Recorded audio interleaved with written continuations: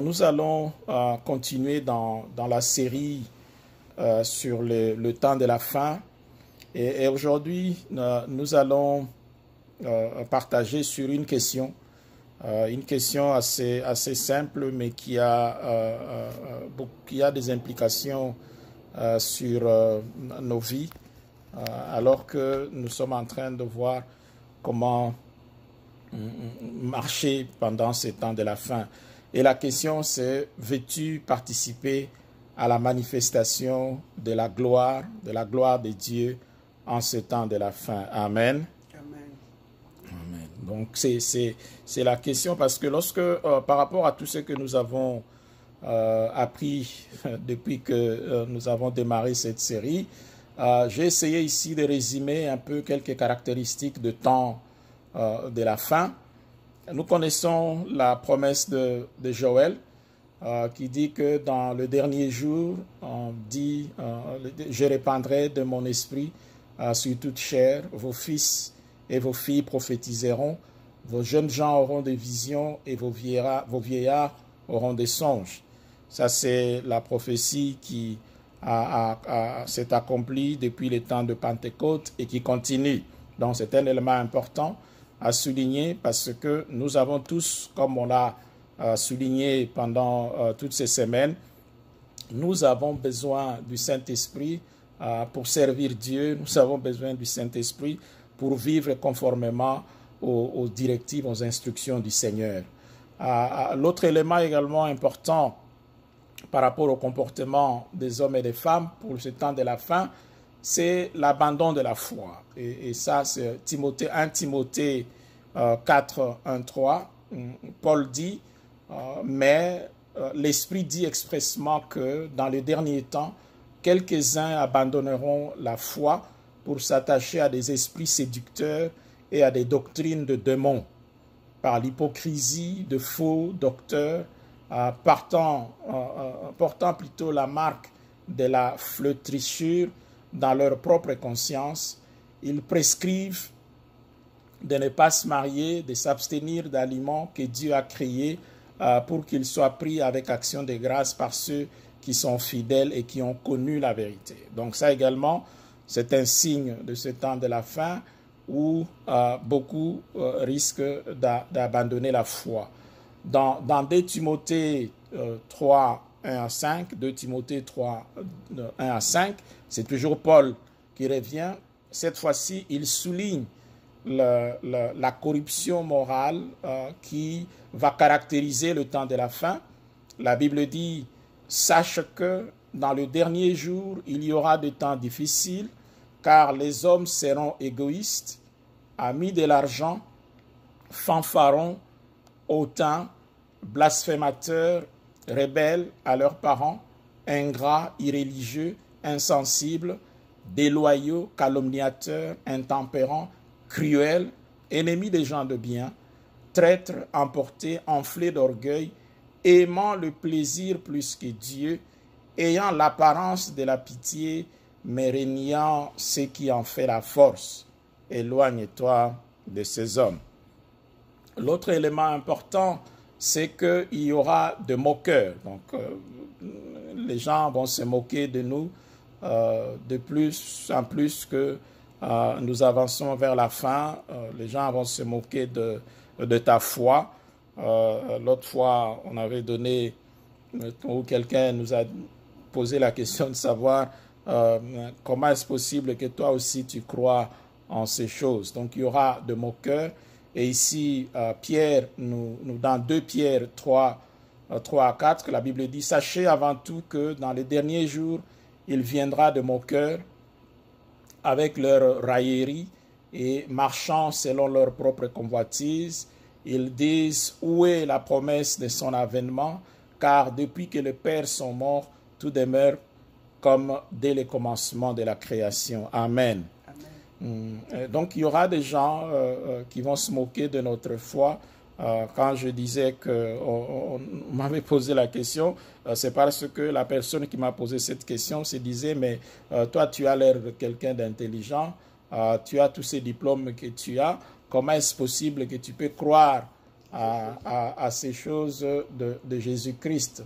Ma réponse, bon, comme c'était une personne âgée, mais ma réponse intérieurement, c'était tous ces diplômes-là, toute cette intelligence, c'est Dieu qui me l'a donné.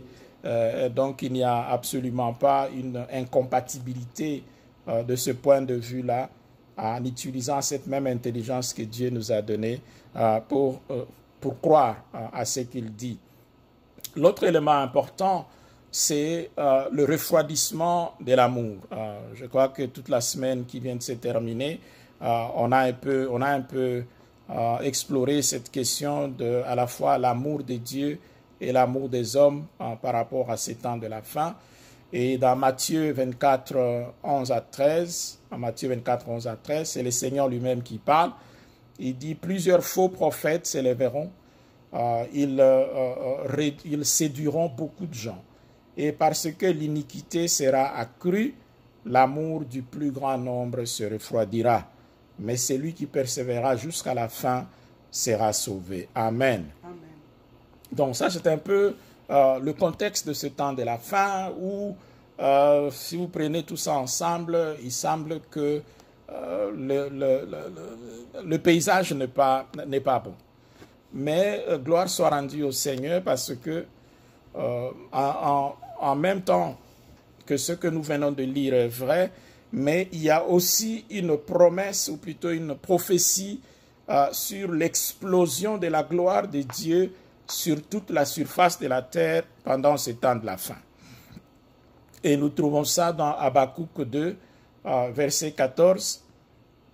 La Bible dit « Car la terre sera remplie de la connaissance de la gloire de Dieu, comme le fond de la mer par les eaux qui les couvrent. » Amen.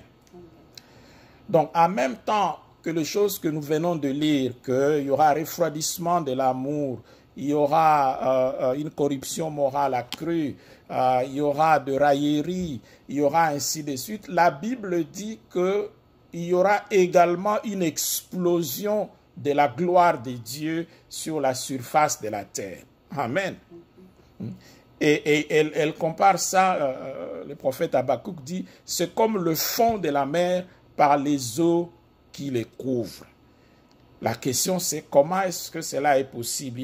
Il y a comme une espèce d'incompatibilité, comme presque une contradiction entre le refroidissement de l'amour, la corruption qui augmente, le raillerie, ainsi de suite, et puis cette prophétie, cette promesse de l'explosion, de la manifestation de la gloire de Dieu.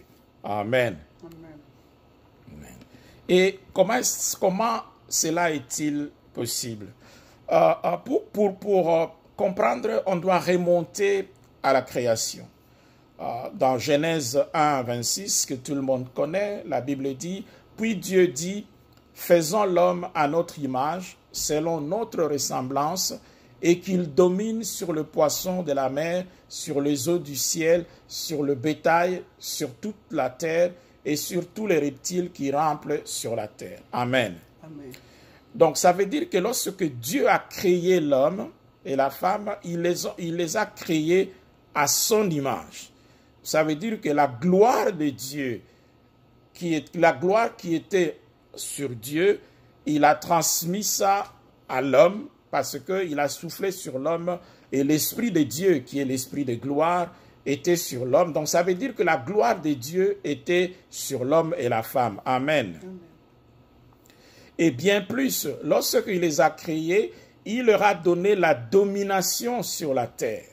Il a donné la domination à l'homme et à la femme sur toute sa création. Donc, en quelque sorte, où que la création de Dieu se trouvait, il y avait la manifestation de la gloire de Dieu. Amen.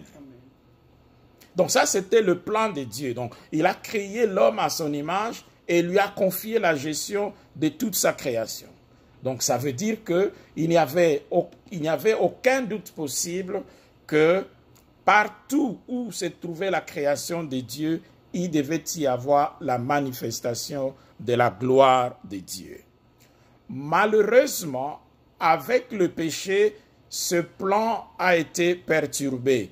Dans Genèse 3, 22 à 23, la Bible dit, l'Éternel Dieu dit, voici l'homme est devenu comme l'un de nous pour la connaissance du bien et du mal.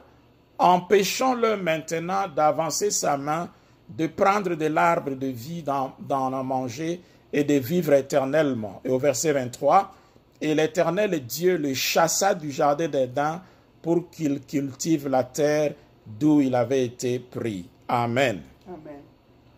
Et donc, à cause du péché, l'Esprit de Dieu n'était plus sur l'homme. Donc, la gloire de Dieu a été retirée de l'homme. On connaît le fameux texte de Romains, car tous sont péchés et sont privés de la gloire de Dieu. Et l'autre, puisque la gloire de Dieu n'est plus sur l'homme, l'homme à qui on avait donné on avait confié la gestion de la création, donc la création également a perdu cette gloire-là. Amen. Parce que maintenant, à cause du péché, l'homme, Adam, il a cédé la gestion de la création aux rebelles, à l'ennemi de Dieu. Et c'est pour ça que la création, depuis ce temps-là, est sous cette domination. Et donc, on a retiré de la création la gloire de Dieu. Et dans Jean 1, nous rendons grâce au Seigneur parce qu'il avait un plan pour nous ramener à lui petit à petit en donnant en sacrifiant Jésus-Christ lui-même. Dans Jean 1, 12 à 13, la Bible dit, « Mais à tous ceux qui l'ont reçu, à ceux qui croient en son nom, elle a donné le pouvoir de devenir enfants de Dieu, lesquels sont nés non du sang, ni de la volonté de la chair, ni de la volonté de l'homme, mais de Dieu. » Amen. Ceci est important parce que dans cette deuxième naissance, nous voyons que l'homme n'est pas impliqué. Ce n'est pas un processus charnel, c'est un processus spirituel. C'est Dieu lui-même qui intervient dans la deuxième naissance pour faire de nous des enfants de Dieu. Donc c'est une naissance spirituelle. Et 1 Pierre 4, 14, la Bible dit, « Si vous êtes outragés par le nom de Jésus-Christ, vous êtes heureux, parce que l'Esprit de gloire, l'Esprit de Dieu repose sur vous. » Amen. Amen. Donc, nous acceptons Jésus-Christ. Il retire le péché qui a fait partir la gloire de Dieu en nous. L'Esprit de Dieu vient habiter à nous. Et la Bible ici, dans le texte de Pierre, nous dit que c'est l'Esprit de gloire. Donc, l'Esprit de gloire maintenant repose en nous. Et donc, en tant qu'enfants de Dieu, maintenant, nous avons récupéré notre capacité d'être le réceptacle, d'être le temple de la gloire de Dieu. C'est ainsi que partout où nous serons, en tant qu'enfants de Dieu, nous devons être à mesure de faire éclater la gloire de Dieu. Amen. Et la Bible dit, je prends ici un exemple simple, dans 1 Corinthiens 10, 31, 1 Corinthiens 10, 31, la Bible dit, « Soit donc que vous mangiez, soit que vous buviez, soit que vous fassiez quelque autre chose, faites tout pour la gloire de Dieu. » Amen. Donc, pour une chose aussi simple, aussi naturelle, aussi régulière que manger, le Seigneur s'attend à ce que nous puissions manifester la gloire de Dieu. Maintenant, imaginez vous-même, à travers le monde, en Chine, en Inde, en Afghanistan, en Irak, en Tunisie, en France, aux États-Unis, au Mexique, qu'à chaque fois qu'il y a un chrétien qui mange quelque part, s'il mange normalement, il doit y avoir la manifestation de la gloire de Dieu. Alléluia. Amen.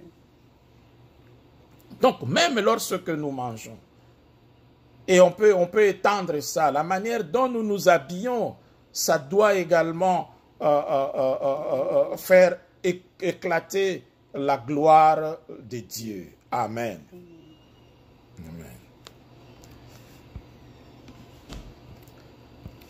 Amen. Alors, sur le plan concrètement, comment est-ce que nous pouvons participer à la manifestation de la gloire de Dieu? Le premier élément, c'est que nous glorifions le Seigneur par l'adoration. Ça, c'est important. L'adoration est notre première responsabilité envers Dieu. Et nous adorons Dieu en reconnaissant qui il est et ce qu'il a fait. C.S. Lewis dit ceci: en nous ordonnant de les glorifier, Dieu nous invite à nous réjouir en lui. Donc, lorsque nous nous réjouissons dans le Seigneur, nous adorons le Seigneur. Amen. Amen. Et ici, Dieu veut que notre adoration soit motivée par l'amour, par l'action de grâce, par la joie, pas par devoir. Alléluia. Et ici, je vais, comme les autres disent, je vais marteler un peu ici. L'adoration ici, ce n'est pas l'adoration sur demande. Frères et sœurs, c'est le temps d'adorer Dieu. Non, non, ce n'est pas ça. Ici, c'est vraiment l'adoration non-stop. L'adoration style de vie. Que notre style de vie puisse être une adoration pour Dieu. John Piper, que j'aime bien, un pasteur de Minnesota, il dit: Dieu est le plus glorifié en nous quand nous sommes le plus satisfaits en lui. Alléluia. Lorsque nous exprimons notre satisfaction de Dieu par rapport à ce qu'il est, par rapport à ce qu'il fait, il est le plus glorifié. Et donc, l'adoration devient bien plus que le chant ou la prière.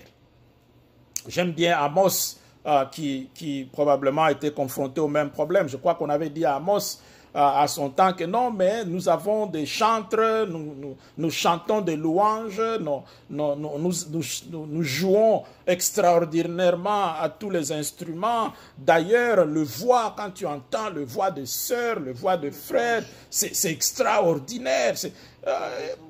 C'est comme des anges qui chantent. Amos a dit, calm down, calm down. Voici ce que Dieu dit: éloigne de moi le bruit de tes cantiques. Je n'écoute pas les sons de tes luttes. Ce n'est pas ça qui m'impressionne.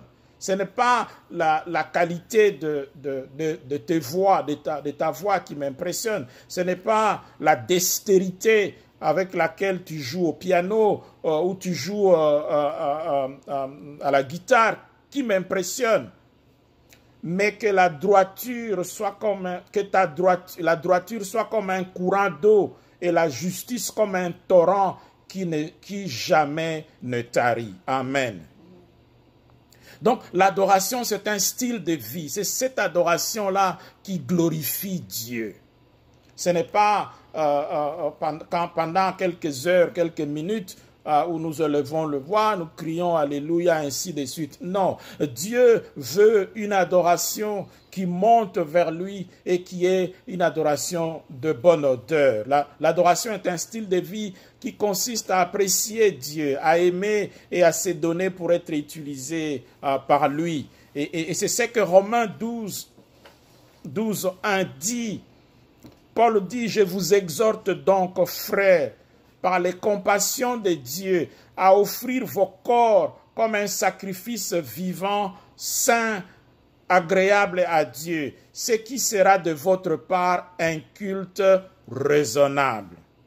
Et dans la version anglaise, on parle ce qui sera de votre part une adoration raisonnable. Alléluia.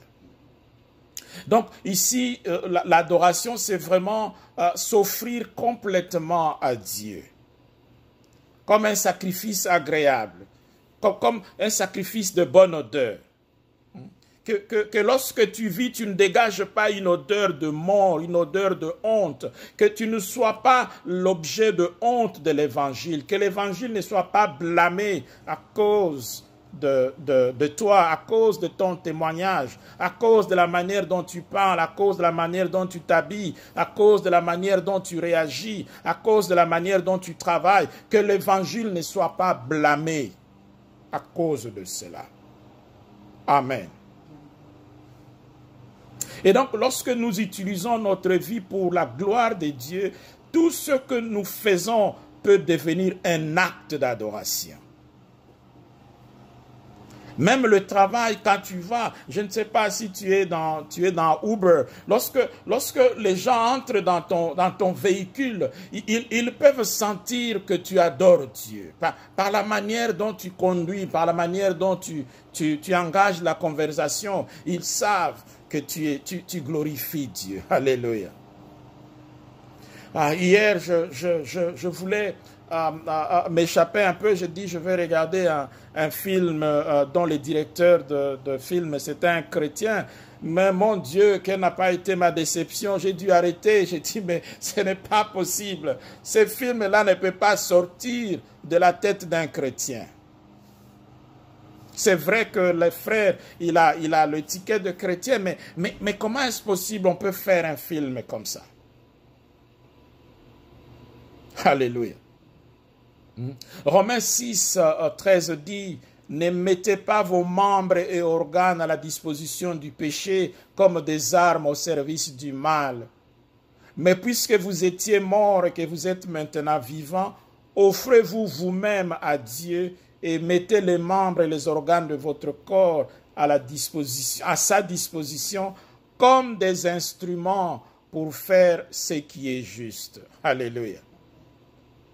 Donc la première chose pour que nous puissions participer à la manifestation de la gloire de Dieu, parce que nous sommes sauvés et que l'Esprit de Dieu habite en nous, c'est que nous devons devenir des instruments d'adoration de Dieu. Alléluia.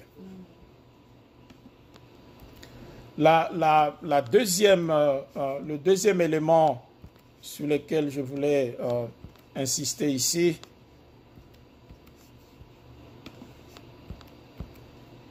c'est nous glorifions le Seigneur en aimant les autres.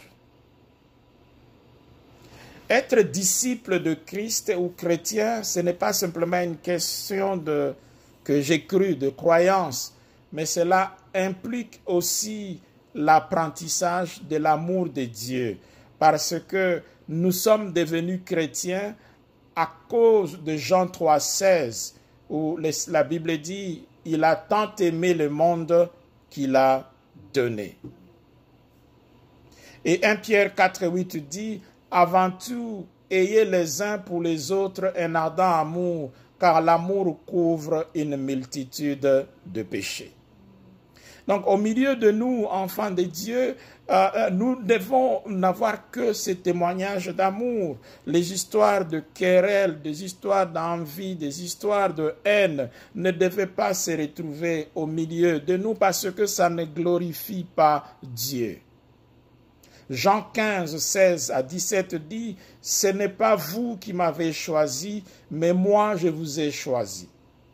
Et je vous ai établi, afin que vous alliez et que vous portiez du fruit et que votre fruit demeure, afin que ce que vous demanderez au Père en mon nom, il vous le donne. » Et le verset 17 dit, « Ce que je vous commande, c'est de vous aimer les uns les autres. » Et si cela n'est pas suffisant, dans 1 Jean 3, 10 à 12, la Bible dit, « C'est par là que se font reconnaître les enfants de Dieu et les enfants du diable.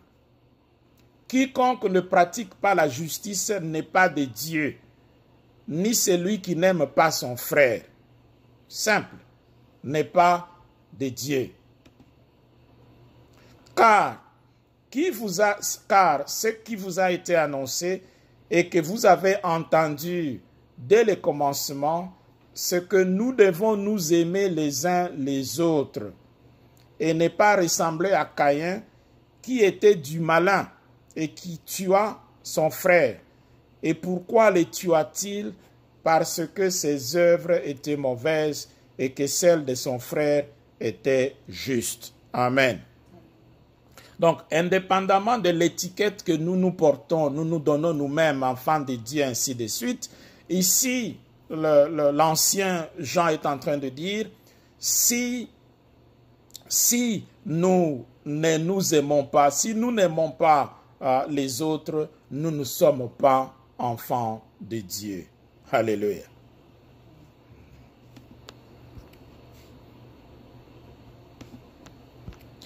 Le troisième élément ici, c'est que nous glorifions le Seigneur en devenant comme au Christ lui-même. Nous glorifions le Seigneur.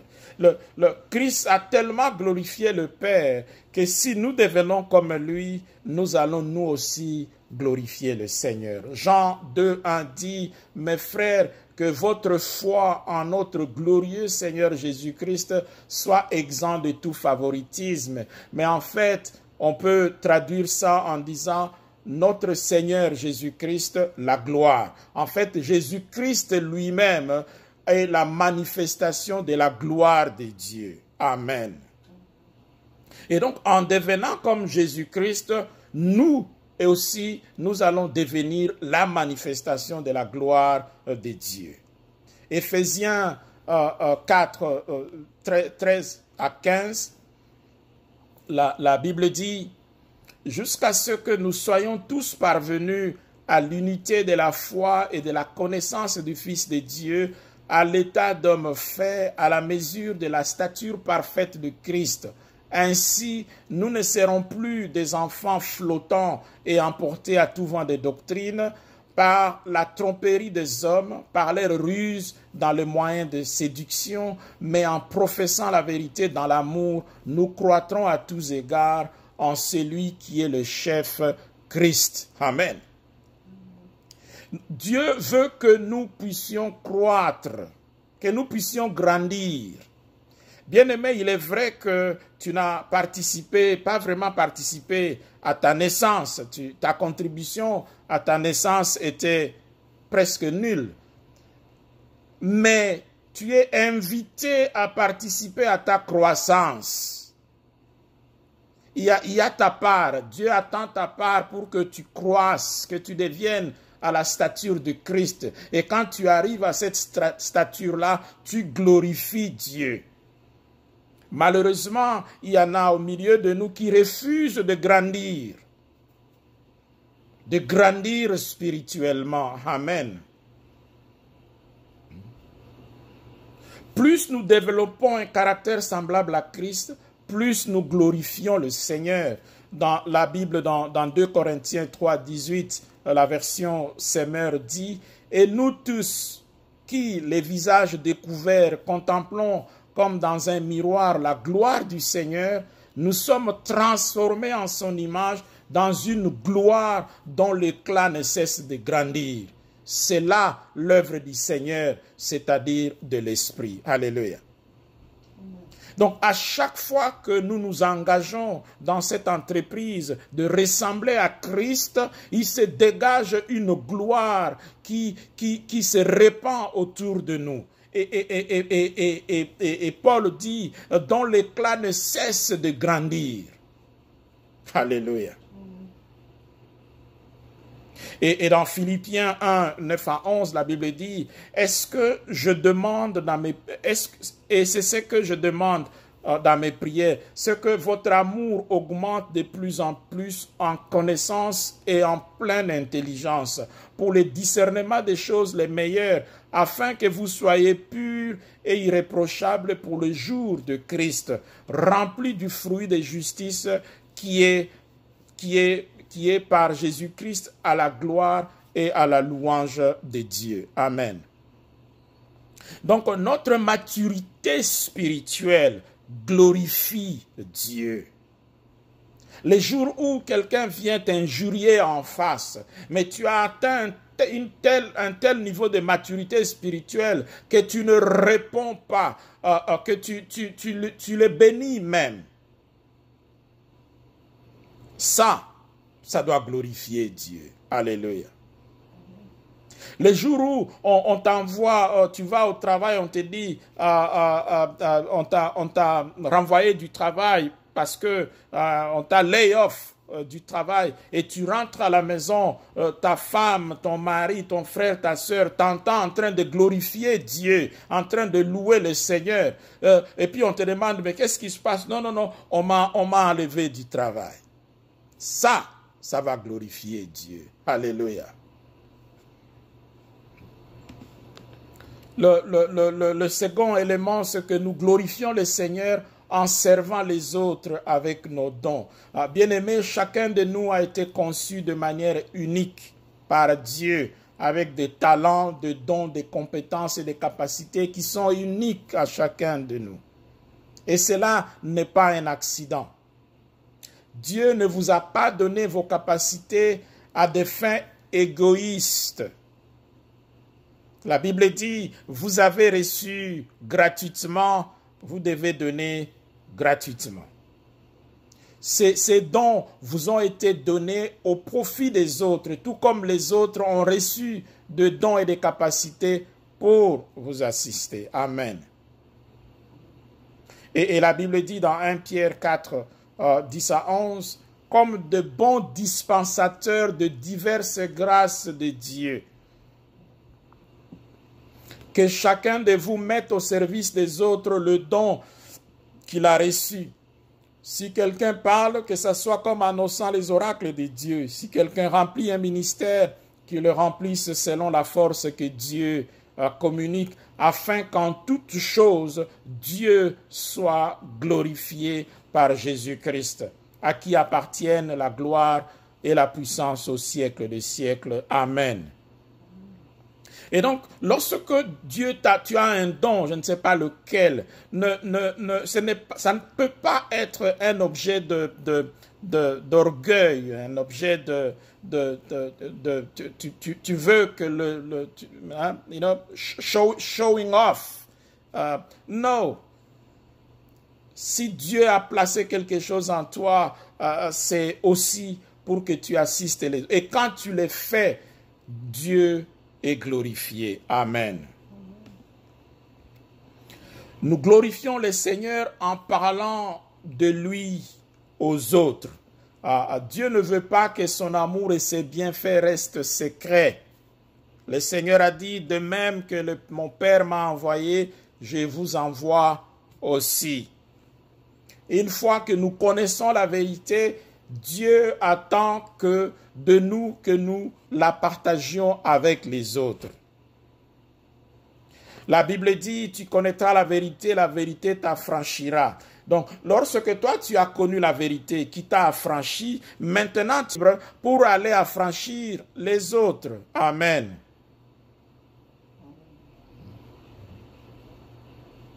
Et c'est un grand privilège que de présenter les autres à Christ, les aider à découvrir la raison pour laquelle ils passent leur temps ici sur terre et les préparer à leur destinée éternelle.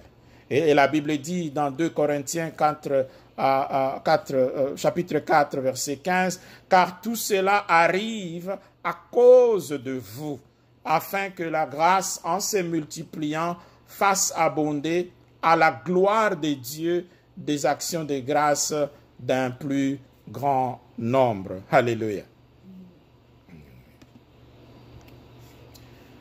Nous glorifions le Seigneur bien-aimé lorsque nous excellons dans nos occupations. Jean 15, 8 dit, « Si vous portez beaucoup de fruits, c'est ainsi que mon Père sera glorifié et que vous serez mes disciples. » C'est vrai, il y a un contenu spirituel dans ces fruits, mais il y a également un contenu tout simplement normal, un contenu de nos activités de chaque jour. Lorsque là où tu vas, là où tu travailles, lorsque tu excelles, ça glorifie le Seigneur. Amen. Et c'est ainsi que dans Exode 31, 1 à 5, la Bible dit, l'Éternel parla à Moïse et dit, sache que j'ai choisi Bétzalel, fils d'Uri, fils de Hur, de la tribu de Juda. Je le remplis de l'Esprit de Dieu, de sagesse, d'intelligence, de savoir pour toutes sortes d'ouvrages. Je l'ai rendu capable de faire des inventions, de travailler l'or, l'argent, le rein, de graver le pierre et enchâsser, de travailler le bois et d'exécuter toutes sortes d'ouvrages. Alléluia. Mais le même esprit est en toi, le même esprit est en moi. Et donc, nous devons, avec l'Esprit de Dieu qui est en nous, exceller dans ce que nous faisons. Je ne sais pas si vous êtes dans le secteur de banque. Laisse que tu sois le meilleur banquier qu'il puisse être. Si tu es dans le secteur, je ne sais pas moi, de droit, et que tu sois le meilleur juriste, le meilleur, je ne sais pas moi, Dieu, et ça glorifie Dieu.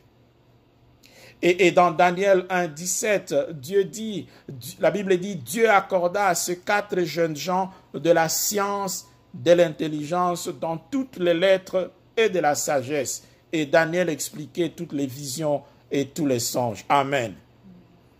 Et nous savons comment est-ce que Daniel a traversé 4 rois pratiquement avec ses bagages d'intelligence et de sagesse. Et Daniel, c'était un administratif. Il travaillait dans l'administration royale. Alléluia.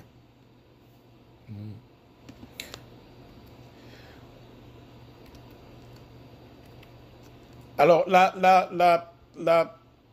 laisse-moi prendre...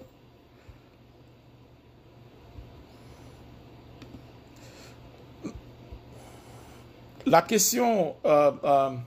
La création, en fait, tout entière t'attend. Donc, la création tout entière m'attend.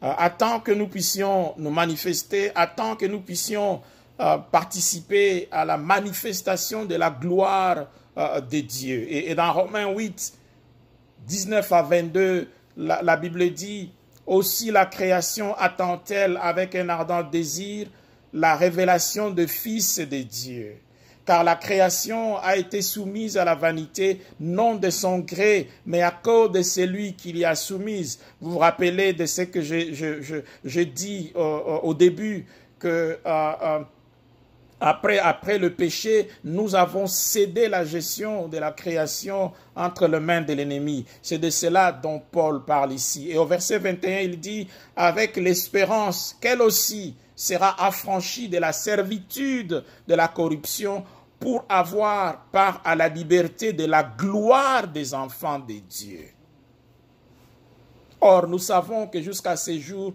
la création tout entière soupire et souffre des douleurs de l'enfantement. Donc, bien-aimé, la création t'attend. T'attend que tu participes à la manifestation de la gloire de Dieu. La création attend avec impatience que là où tu es, se manifeste la gloire de Dieu. Parce que cette prophétie qui dit que la gloire de Dieu va remplir la terre, elle va se faire au travers des enfants de Dieu. Elle va se faire parce que là où tu te trouves, il y aura la gloire de Dieu. Celui qui est en Chine va manifester la gloire de Dieu. Celui qui est en Afrique, en Tunisie, en Afrique du Sud, au Lesotho, va manifester la gloire de Dieu. Celui qui est en Afghanistan va manifester la gloire de Dieu. Celui qui est au Canada va manifester la gloire de Dieu. Celui qui est en Papouasie, Nouvelle-Guinée, va manifester la gloire de Dieu. Celui qui est en Nouvelle-Zélande, tous ensemble, alors, si nous manifestons la gloire de Dieu va remplir toute la terre. Que le nom de l'Éternel soit glorifié. La question avec laquelle je termine, c'est la même avec laquelle j'ai commencé. Veux-tu participer à la manifestation de la gloire de Dieu en ces temps de la fin? Que le Seigneur soit glorifié au nom de Jésus. Amen.